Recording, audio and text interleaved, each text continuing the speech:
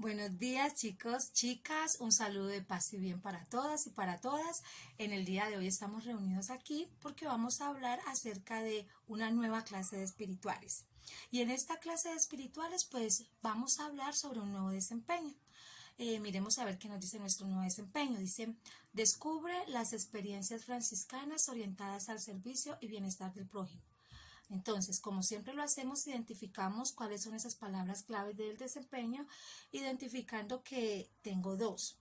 La primera palabra clave, la palabra servicio, y la segunda, bienestar. Entonces, hablamos de servicio cuando nosotros tenemos la capacidad de darle a los demás, y hablamos de bienestar cuando decimos que eso que nosotros damos a los demás les produce un bien, ¿sí? Es decir, permite que esa persona cumpla o satisfaga sus necesidades. Todos nosotros debemos seguir a Cristo desde todas nuestras actividades, por ejemplo, como hijos, como estudiantes, yo como maestra, ¿sí? Siempre siguiendo a Cristo. Todos hemos venido a este mundo a seguirlo a Él. Aunque la tarea no es nada fácil, sabemos que varias personas lo han hecho a lo largo de la historia, ¿sí? Y la iglesia los tiene como ejemplos. Es por eso que nosotros conocemos a algunos como santos, ¿sí?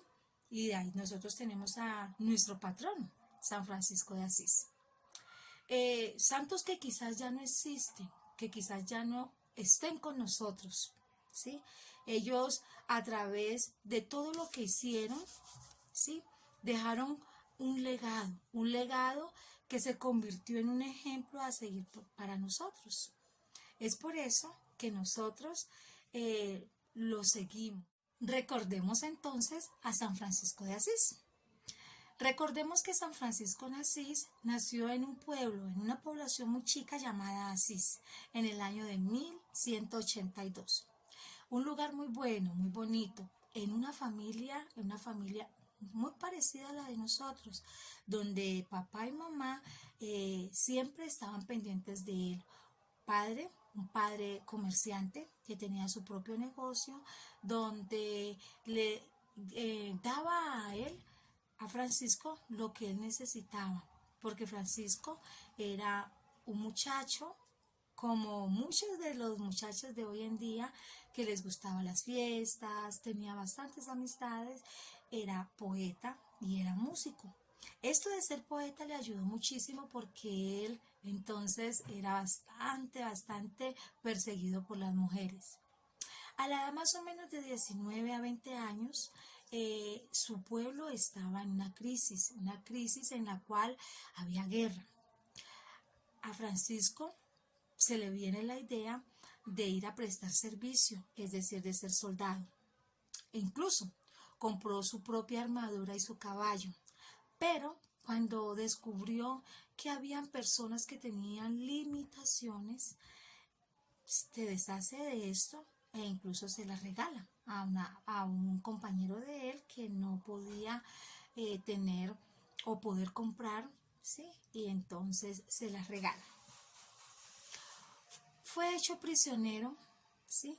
Pero cuando salió persistía en ser soldado, a no ser porque cayó en una dura enfermedad, y fue en este momento cuando Francisco escuchó una voz, ¿sí? Una voz que lo invitó a seguir a Cristo. Este es el punto de partida de Francisco para volverse santo y encontrar su propia vocación.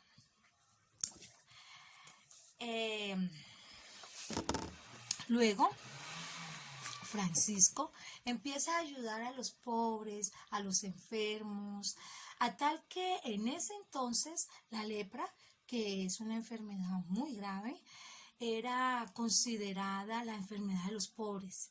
Y a él le tocó desprenderse de todo lo que él tenía, e incluso hasta de sus propias prendas de vestir, para ayudarlos a ellos.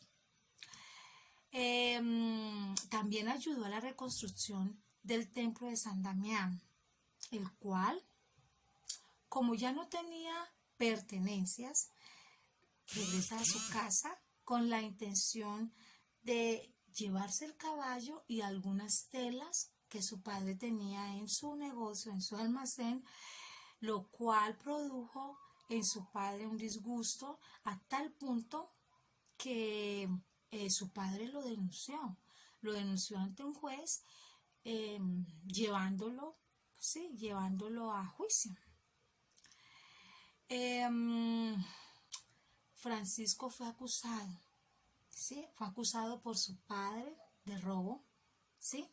Y para poder él mitigar, es decir, poderle devolver una parte de lo que Francisco había tomado, ¿sí? Se quita su ropa, se la entrega a su padre como parte de pago de lo que él se había llevado y le pide a un campesino que estaba allí que le regale ese manto, ¿sí? Que es el manto en el cual Francisco recorrió el pueblo durante muchísimo tiempo, un manto que no era nada elegante, más vale era un manto humilde, ¿sí?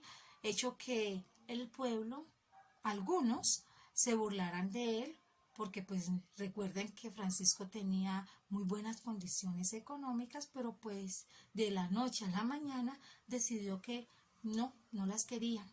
Pero otros sí lo admiraban, ¿sí? Bueno, gracias a los padres benedictinos, Francisco se va a vivir a una finca donde inició poco a poco a formar su comunidad. Comunidad que formó con 3 pilares fundamentales.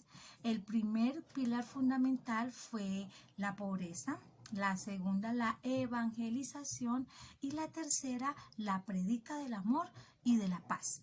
Posteriormente, Francisco se une a Clara, o se une con Clara, ¿sí? Y fundaron la Orden de las Hermanas Clarisas, que tuvieron como guía también pilares, ¿no? Muy en común con la comunidad franciscana. En la Orden de las Clarisas también tuvieron en cuenta la pobreza, la oración y la alegría. Hoy en día se continúa esa orden.